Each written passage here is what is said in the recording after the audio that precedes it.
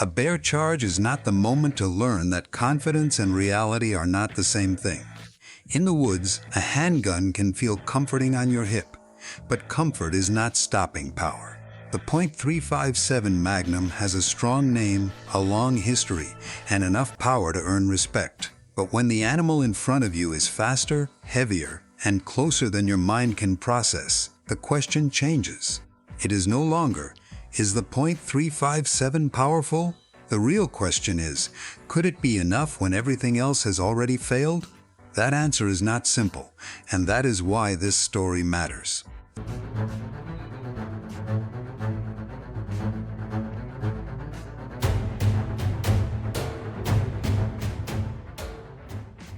The .357 Magnum has always had a serious reputation.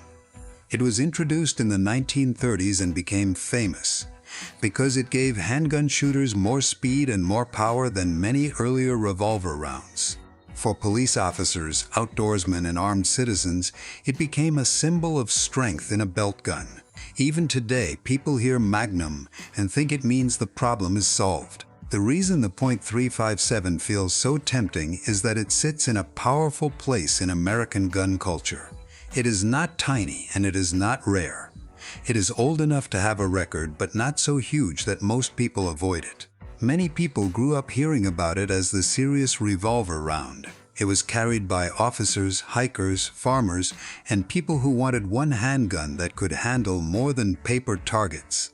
That history creates trust. But trust built in one setting does not always transfer cleanly to bear country. A bear is not a normal threat. It is not standing still. It is not thinking like a person. It may be surprised, hungry, defensive, wounded, or protecting cubs. In many attacks, the person did not choose the fight. The encounter happened because both sides were too close before either side had time to understand what was happening. That makes bear defense different from almost every calm range test people talk about online. This is why the best bear country advice begins with behavior, not bullets. Preventative actions sound boring compared with a powerful handgun. But situational awareness and smart camp habits are the things that keep a bad moment from starting. The .357 Magnum only enters after all of that has gone wrong. And once it enters, the details get unforgiving. A shooter may have only a few seconds. The animal may be moving at an angle.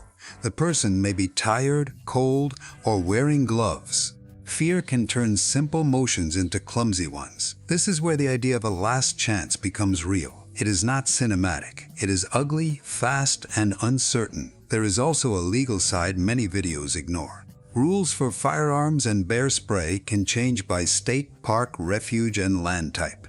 A tool that is legal in one place may be restricted in another. Some parks allow certain tools, while others have special rules. Responsible outdoor travel means checking the rules before the trip, not after an emergency begins. A person who ignores the law because a video made them feel brave is not prepared.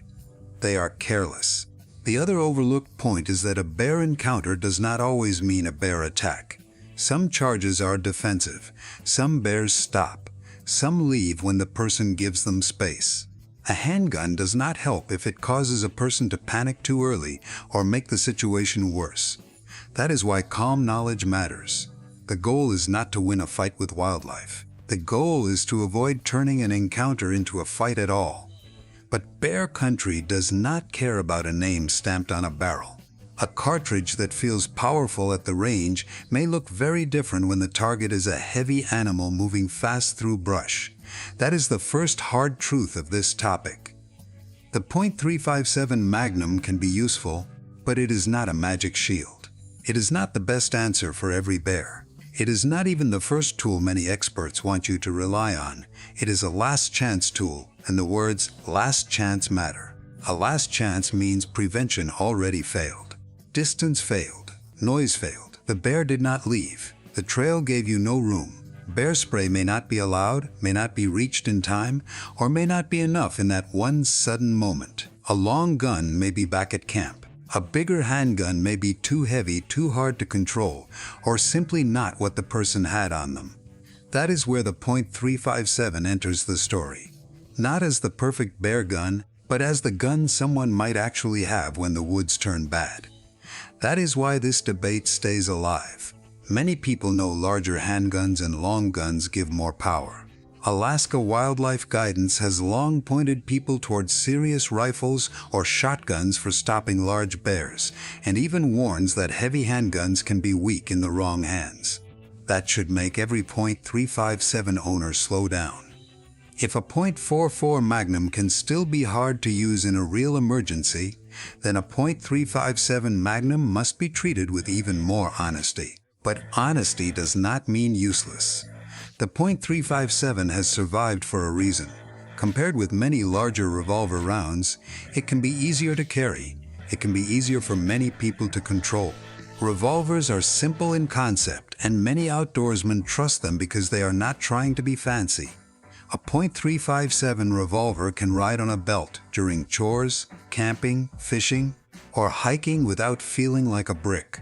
And the gun you actually carry is worth more than the stronger gun left in the truck. That is the tension in this whole story. Power matters. Carry matters too. A huge handgun that is uncomfortable may be taken off. A rifle may be set down. A shotgun may be leaning against a tree when the person walks away from camp. The .357 is often chosen because it sits in the middle. It is stronger than many small handguns, but still small enough that people keep it close. The problem is that bears punish middle ground thinking. A black bear, a grizzly, and a brown bear are not the same challenge. Black bears are usually smaller, and many defensive handgun stories involve black bears at close range. But even a black bear is powerful enough to injure or kill a person. A large grizzly or brown bear is a different level of danger. Heavy muscle, thick bone, speed, and shock make the situation far worse. Against that kind of animal, the .357 gives very little room for error. This is where some online debates go wrong. One side says the .357 has worked before, so it is enough. The other side says it is too small, so it is worthless. Real life sits between those two claims. A .357 can work in some bear incidents. It can also fail. The difference may come down to the animal, distance, angle, bullet type, barrel length, shooter control, and pure luck. No honest person can promise the outcome. Bear encounters also happen faster than people imagine. In May 2026, a hiker in Glacier National Park survived a grizzly attack after a close surprise encounter. Reports said he had bear spray, but the encounter gave him no time to use it. That is the kind of detail that changes the whole conversation. On paper, a person has tools. In the moment, the bear is already there. That does not mean people should skip bear spray. In fact, National Park Service guidance says bear spray is recommended in bear country where it is allowed. And it warns that bear spray and firearms should not create a false sense of safety. That is a key point. The smartest bear defense starts before the charge. It starts with distance, awareness, food safety, noise, clean camp habits, and knowing what bears are doing in the area. The best emergency is the one that never happens. So where does the .357 Magnum fit after all that?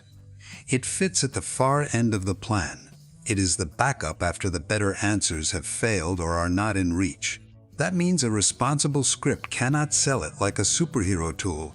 It has to talk about limits. The first limit is energy. By handgun standards, the .357 Magnum is strong. By bear standards, it is not large. Bears are not thin-skinned paper targets. They are built from muscle, bone, fat, and dense fur. A round that is impressive on the range may still have a hard job in a close animal attack. This is why people who talk seriously about bear defense often care less about flashy expansion and more about deep, straight-line penetration. The goal in a dangerous animal emergency is not a dramatic-looking wound. The goal is to reach something that can actually stop the attack.